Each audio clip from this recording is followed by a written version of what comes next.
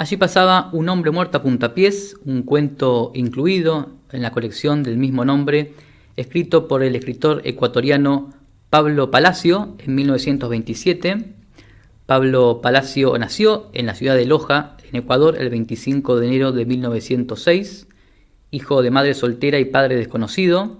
Dice que años después el padre quiso reencontrarse con él, pero él lo rechazó. Ya para ese entonces tenía cierta fama literaria. Como tenía 3 años, por una distracción de la niñera, Pablo Palacio cae en un arroyo y es arrastrado por el río y en las piedras se lastima. Dice la leyenda que llegó a tener 77 heridas en la cabeza. También cuenta también la leyenda que le gustaba mostrar esas heridas como un juego casi. Siendo un niño, la madre fallece y él va a vivir con sus tíos. Este tema lo marcaría mucho, su personalidad, también en sus obras, la ausencia de la madre. Y sus tíos tenían una mejor posición económica a la que les solventan los estudios. Ahí demuestran a la escuela una gran inteligencia. Y también publica su primer poema en 1920, cuando tenía 14 años, titulado Ojos Negros, que es publicado en una revista literaria de su escuela. Un año después recibe una mención de honor en los Juegos Florales por su cuento El huerfanito. Luego de graduarse de bachiller, se traslada a Quito, capital de Ecuador, y en el 1924 ingresa a la Universidad Central de Ecuador y se recibe de abogado más tarde, ¿no? En ese entonces la capital ecuatoriana vivía un ambiente de mucha agitación política y social. Para más o menos para 1925 se llevó a cabo la Revolución Juliana, por ejemplo, que también está presente en alguna de sus obras. Y Palacio en ese entonces comienza a cuestionarse los valores sociales y estéticos que se imponían desde las élites en el ambiente cultural y adhiere al socialismo. En 1927 publica la colección de cuentos que comentábamos recién, Un hombre muerto a puntapiés, y también la novela corta Débora. Y en 1932 publica su obra más famosa, la novela Vida del ahorcado. Esa es básicamente su obra literaria, esas 3 obras.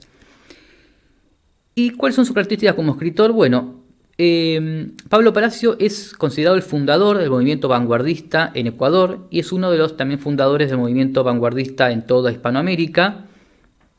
Y como característica principal de este movimiento vanguardista es el concepto de ruptura. Ruptura es romper con las formas anquilosadas. Ruptura es un cambio en cuanto al narrador, en cuanto al espacio, en cuanto al tiempo. Hay que tener en cuenta que en ese entonces la literatura ecuatoriana estaba dominada por la llamada generación del 30, que impuso el canon realista. Eran las novelas indigenistas, el costumbrismo, las novelas de la tierra, y tenían el realismo como imitación, el narrador omnisciente, distintas características de ese canon realista. Y Palacio rompe con todo eso y modifica ese canon realista mostrando múltiples perspectivas, rompe con la linealidad temporal y espacial, juega mucho con la elipsis, con lo no dicho, un narrador que no lo sabe todo, que no es omnisciente. Las vanguardias en Latinoamérica surgen por los años 20, tienen su mayor expresión en los 40 y 50, donde surgen estas rupturas, y finaliza en los 60, antes de aparecer el boom, ¿no? Y otro aspecto donde Palacio innova respecto a lo que se escribía en Ecuador en ese entonces es el tema de la barbarie. Antes la barbarie estaba en los otros, en el indio, en lo marginal, y Palacio transporta la barbarie a la ciudad. Esto vemos muy claro en Un hombre muerto a puntapiés, en lo que escuchamos recién, y también en otras obras de Palacio, ¿no? Y Un hombre muerto a puntapiés es una colección de cuentos, como ya dije, a la vez un título de uno de ellos, que es el que leímos recién. Y tiene esta colección de cuentos un epígrafe muy interesante que dice: con guantes de operar hago un pequeño bolo de lodo suburbano, lo echo rodar por estas calles. Los que se tapen las narices le habrán encontrado carne de su carne, ¿no? Ahí vemos guantes de operar, o sea, toma distancia, arma un bolo de lodo suburbano, o sea, la porquería de la ciudad, y lo echa a rodar. Dice que los que se tapen la nariz son los que se identifican con este bolo, se sienten aludidos y reconocen esa porquería como propia, como parte de la ciudad. El cuento que leímos tiene un segundo epígrafe que habla de esclarecer la verdad, lo cual es una burla, porque en realidad no hay verdad en lo que habla el narrador, sino que es todo un invento cuando habla de por qué lo matan a este hombre Octavio Ramírez. O Ramírez, porque ni siquiera sabe si realmente se llama Octavio. Y el narrador ahí vemos que no es omnisciente, que no lo sabe todo, sino que él, a partir de una noticia, morbosidad de la muerte, esa seducción por lo monstruoso, inicia una labor detective que también es una burla, una parodia cuando habla de inducción, de la pipa, y llega a una conclusión que no es verdadera, sino que es un invento, porque tenía datos insuficientes. De hecho, también la cuestión del vicio, que él dice que es evidente, también no tiene ninguna prueba, ¿no?